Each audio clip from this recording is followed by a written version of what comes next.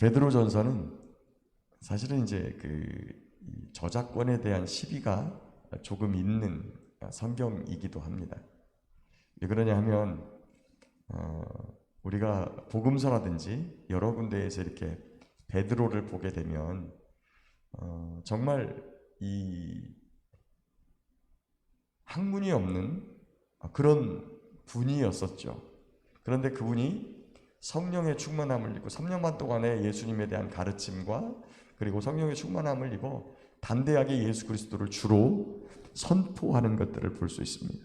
그리고 또한 이 주님을 선포할 때 그가 배우지 못했지만 구약에 있는 성경들을 아주 잘 인용하고 그런 것들을 보면 그게 어떤 당시에 지금으로 말하면 어떤 사람들이 알아주는 그런 대학이나 기관에서 공부하지 않았다는 것이지 그가 성경을 전혀 보지 못했다든지 아니면 아주 머리가 우둔하다든지 그런 것들을 의미하는 것 같지는 않아요. 그래서 이제 학문 없는 범인으로 알았다가 유대인들이 그런 표현을 쓴 부분이 사도행전이 있는데 그런 부분 때문에 이런 어떤 논리 정연한 글들에 대한 이런 부분을 썼다고 하는 것에 대해서 좀 시비거리를 하는 사람들이 있습니다.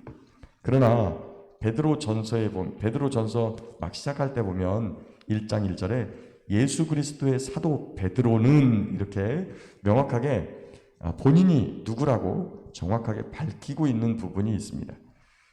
그래서 우리는 성경을 있는 그대로 보기 때문에 사도 베드로를 통해서 하나님께서 우리에게 주신 말씀이다 이렇게 보고 있는 거죠. 그리고 본도, 갈라디아, 갑바도기아, 아시아와 비두니아에 흩어진 나그네 거기에서 함께 예수님을 믿고 주님을 섬기는 자들에게 이 편지를 썼다는 것이죠.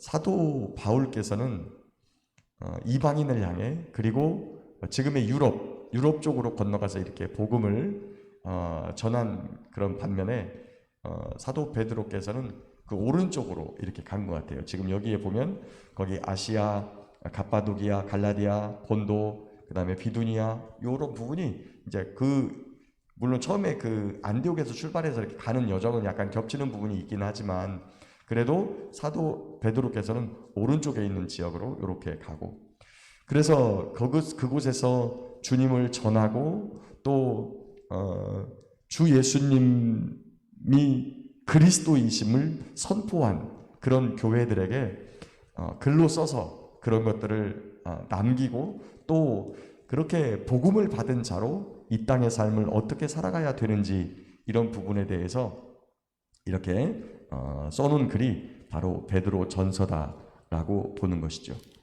그래서 무엇보다 그리스도에 대한 부분을 강조하고 그분이 바로 산 소망이고 산 돌이신 그러한 분이니까 그분을 견고하게 붙잡아라.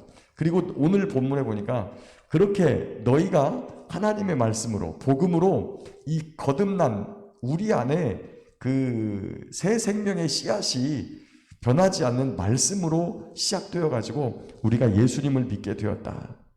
산돌이신 예수 그리스도를 믿은 너희도 똑같이 산돌로 그리고 그 말씀을 붙들고 순종하는 너희가 바로 그 택하신 족속이고 왕같은 제사장들이고 거룩한 나라고 그의 소유가 된 백성이다. 이런 말씀을 해요. 이 구약을 움직이는 축이 되는 한 말씀이 있어요. 그것은 출애굽기 19장 5절 6절 말씀인데 하나님께서 이스라엘 백성들을 애굽에서 구원해 내시고 시내산까지 이끈 다음에 거기서 이제 언약을 맺으십니다.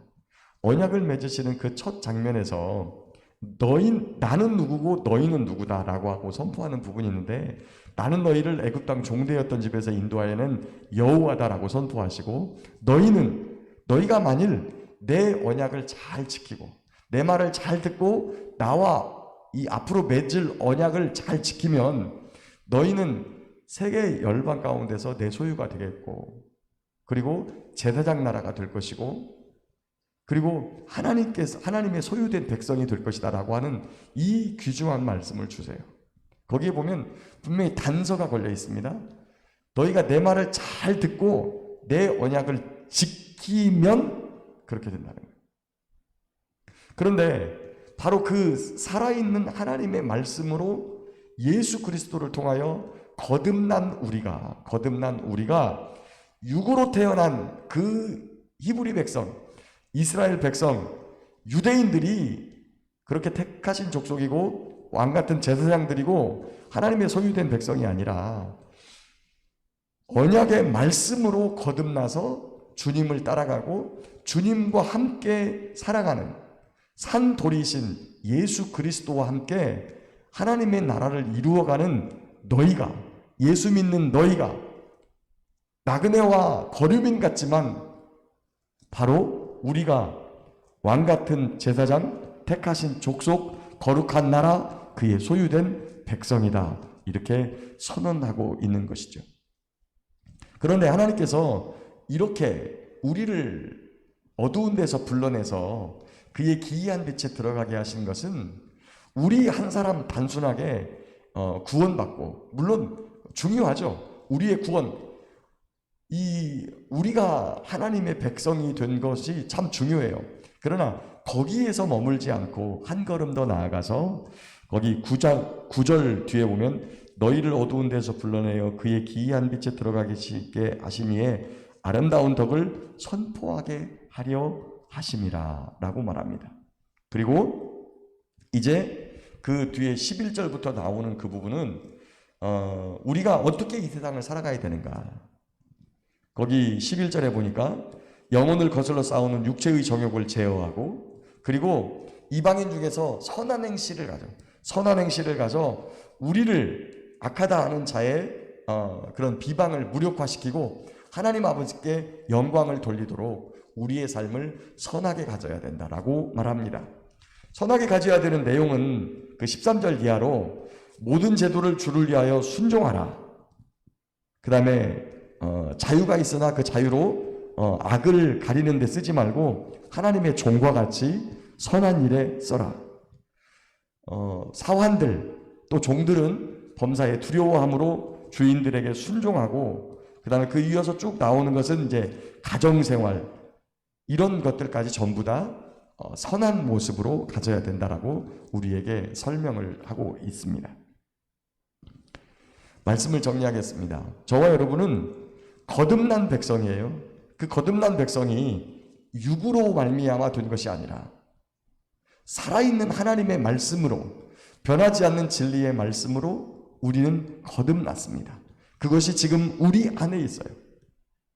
그리고 우리를 제사장 삼으신 그 예수님께, 우리를 왕같은 제사장이요 거룩한 나라요 택하신 족속이요 그의 소유된 백성으로 우리를 삼으신 것은, 그 보배로운 산돌이신 예수님 위에 우리를 세워놓으신 것은 그냥 우리 한 사람 구원받고 그렇게 살아가라고 하시는 것이 아니라 우리를 불러내신 우리 주님, 우리 아버지 하나님의 기이하고 아름다운 빛을 선전하게 하려 합니다. 그 선전은 뭘로 하는 것이냐? 말과 여로만 하는 것이 아니라 삶으로 보여줘야 된다. 이 땅은, 우리의 삶은 이 땅에서 나그네와 거류민이다. 잠시 왔다 가는 것입니다.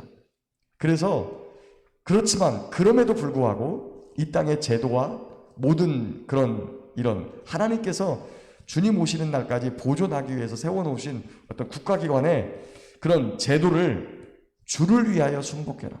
마음에 들지 않지만 주를 위하여 순복하고, 또 자유가 있지만 그 자유로 악을 가리는 데 쓰지 말고 선한 일에 힘쓰고, 우리에게 맡겨주신 일들, 때때로 직장에서, 일터에서 그것들을 주님을 위하여 열심을 내고 그 순종하고, 또한 가정에서 서로 사랑하고 위로하고 격려하고 믿음으로 하나 되고 소망 가운데 즐거워하며 우리 주님의 아름다운 덕과 빛을 선전하게 하는 이러한 삶이 우리의 삶에 이루어져야 된다라고 오늘 설명하고 있습니다.